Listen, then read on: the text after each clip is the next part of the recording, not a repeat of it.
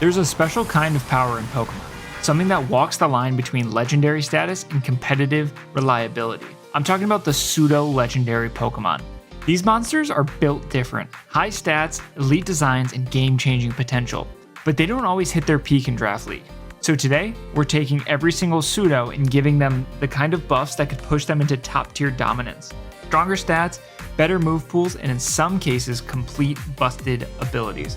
What's going on, my fellas? It's your boy DyeItTight, and today we're about to turn these fan favorites into something truly terrifying. Before we start, make sure to like, subscribe, and click the join button to support the channel and not miss an upload. Also, join the Discord in the description down below to keep the discussions going.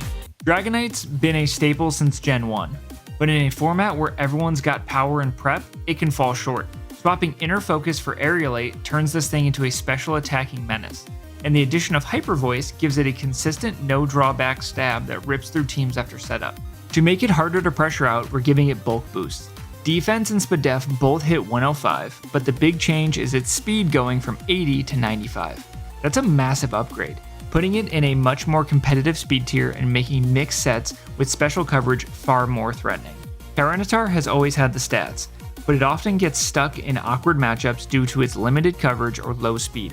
Giving it close combat immediately solves one of the biggest issues. Now it can punish steals, darks, and rocks with serious force. We didn't touch the ability, but we did give it a few key bumps.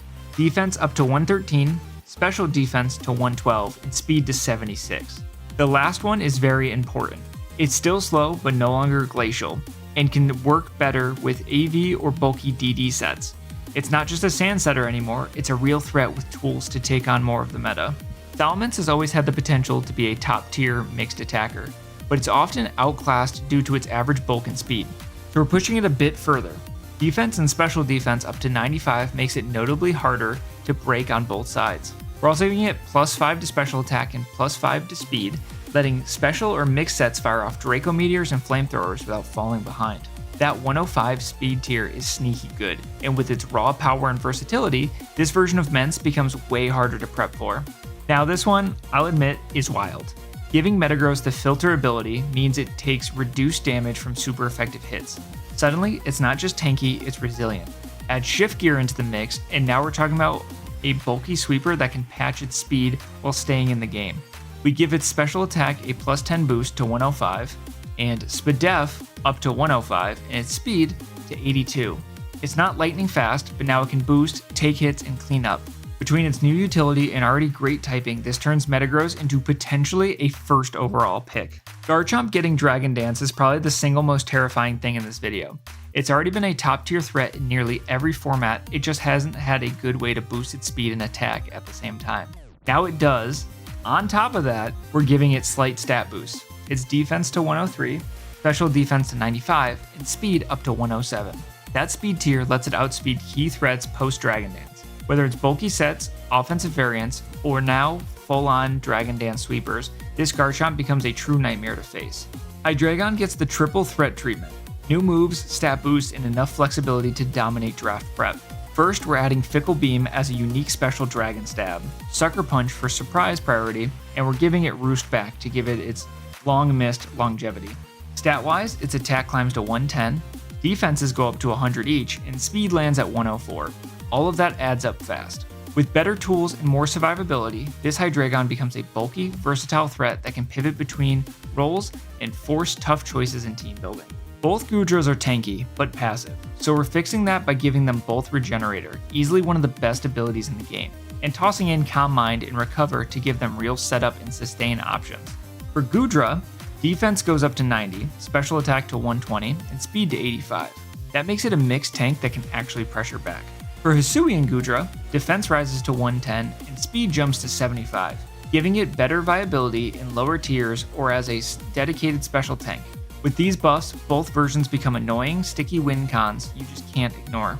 Como has always had everything on paper, stats, move pool, typing, but it never quite puts it all together. Giving it Recover is a massive game changer. It can finally stick around without relying on Rest or Drain Punch. On top of that, we're upping its attack to 120, special attack to 115, and speed to 100. That combination makes Klinger Soul sets much scarier and allows mixed sets to thrive. It's not just a setup mon now, it's a real all-around threat that can brawl with the best. Now you guys may be wondering, what if Dragapult could hit twice? That's the question we're answering by giving it Parental Bond. Yeah, that's busted. Suddenly moves like Dragon Darts and U-Turn hit harder and apply pressure every turn. We're also adding Spirit Shackle to let it trap and break support mons or weaken threats trying to switch in. Stat bumps bring attack to 125 and both defense and special defense to 85, making it slightly harder to revenge kill. Same blazing speed at 142, but now with more pressure and more chip every single turn. Finally, we've got Vexaliber. This thing already hits like a truck, but now we're giving it ice scales instead of ice body to let it eat special hits harder. Suddenly, it's not just a physical tank, it can hold its own across the board. Defense goes to 97, special defense goes to 91, and most importantly, speed jumps to 97. That lets it outspeed more defensive Pokemon and find setup windows easier. Now Dragon Dance sets don't just threaten, they sweep reliably. If Game Freak ever gave even half of these changes to any of these pseudos, the draft meta would shake hard. But which of these changes do you think make the biggest splash? Make sure to like, subscribe, and click the join button to support the channel and not miss an upload. Also, join the Discord in the description down below to keep the discussions going. I'll see you guys next time. Peace!